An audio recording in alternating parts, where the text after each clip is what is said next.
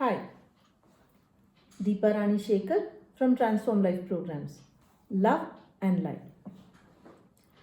In my previous video, I spoke about siblings and sibling rivalry. How to handle it. So, today let me give you the spiritual flavor to this. We are born as siblings because we chose to be born with the specific people who are our siblings. It is a karmic debt we have with them. Friends, none of our births are accidental. It is a choice we made before our birth to experience certain karmic lessons in our lives. So, what is the point of being angry with our siblings? What is the point of not getting along with them? If we cannot get along with our own siblings, how do we think we can cope up in the outside world? So, yeah, if we do have an issue with our siblings, ask what is actually the issue. First, ask it within yourself, or ask a mutual friend. That is, your classmates will be your friends mostly, your colleagues will be your friends, a neighbor who knows each of both of you equally, a cousin who is close to both of you. Ask what actually they see, because an objective view always helps. And sit with your sibling with whom you have a problem and talk it out. Tell what is that you do not like about the dynamics of this relationship. What is that can be done to take this relationship dynamics to the next level? Because anywhere when you see, like in my previous video I mentioned, wherever siblings have not stood together, the whole lineage has crumbled. They've gone into warring sections. We may not go into war, but then we will lack on the strongest support that our birth bestowed us with. Earlier in the joint families, people used to live together. There used to be a kind of dependency. Now there is hardly any dependency with the nuclear families, with everything available by making a payment of money, the turnkey projects that have come with wedding planners, with event managers, with relationship executives, and so many such things. Everything is moving into a professional zone, fine. But where is your emotional quotient?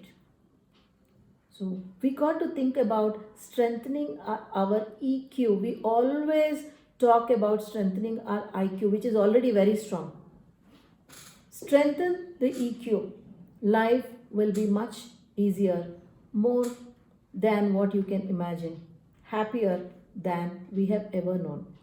So anything, when you talk it out, gets resolved. So please have a talk.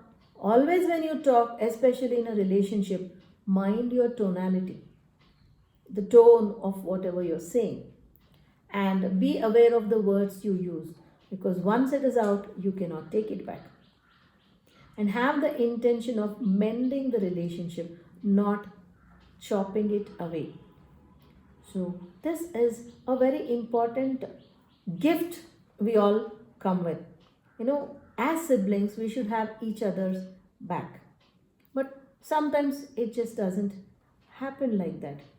So, go back to your childhood, see from where you got this insecurity, what happened, how it happened. Try connecting to your inner child. It's not just about siblings. If you're not able to connect, or if you don't share a good relationship with your siblings, you have to do the inner child work, where there is a lack that your inner child is feeling. Not only for working on the sibling relationship of dynamics, inner child work also helps you assess where you're lacking in progressing. What is that is holding you back? What is your strength? What is your weakness? And just by recognizing it, you will be working on it to a large extent. So do connect to your inner child and work on your inner child. So, there are many siblings in mythology, like I mentioned in my previous video, where their strength was being united. In history, there are many siblings. By standing together was their strength. Unity is always strength, my friends. If you look at our own Indian history, when we were colonialized, India became weakened because our own people were fighting against each other. The kings had their own issues and they were bickering with each other. So, in trying to score against the neighboring king, they joined hands with the British, but eventually they had to pay a very huge price. Maybe they won over that neighboring king, but he was never a threat as big as the British were. After getting in, is when they realized that it was a greater hole in their pocket, in their treasury rather. And there were people among the king's own court, army, wherever, who betrayed the king by passing on vital secret information to the British, and the British took the upper hand. So, by doing all this, do you think the British spared those men, or they were promised gifts? But do you think they were gifted? They were not even spared, they were killed on the basis if you can betray your own king, there is no guarantee that you wouldn't betray us. And when that is the truth, why would we be doing this? And moreover, what is this crucial time wanting us to learn? To be united, to stand together against the common enemy, the pandemic right now. And do we still have to be divided on the basis of political boundaries, geographic boundaries, race, caste, creed, color, whatever? Do we still have to do that? And what is it that we have to learn? Until we learn, it's just not going to work, my friends. I'd like to tell you a story to say that until we learn unity, it is just not going to be easy. This is a story of a porcupine. All the porcupines were together. It was very cold. It was very, very cold. They had only two options: to stay huddled together and fight against the cold. And the porcupines, they keep doing this with their thorny feathers. And by doing that, they would be pricking the person standing close to them.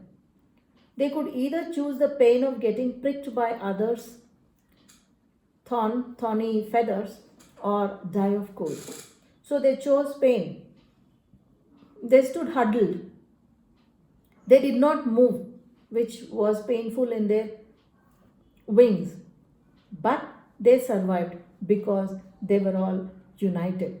So unity is always strength, my friends. And what does the Shanti mantra say? Loka samasta sukhino bhavantu. It does not say Hindu sukhino bhavantu, Christian sukhino bhavantu, Sikh sukhino bhavantu, Muslim sukhino bhavantu, India sukhino bhavantu, America sukhino bhavantu. No, it says Loka samasta sukhino bhavantu.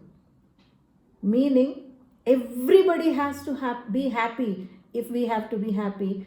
In one of my previous videos, I have spoken about Ubuntu, where the kids say that if somebody is unhappy, how can we be happy? So they all run together to take the basket of fruits. That was the prize in the race. But they all run together holding hands saying, if somebody is unhappy, how can we be happy? So can we follow Ubuntu with our siblings? Thank you so much for joining me. Deepa Rani Shekhar from Transform Life Programs. Loka Samasta Sukhino Bhavantu. Love and light.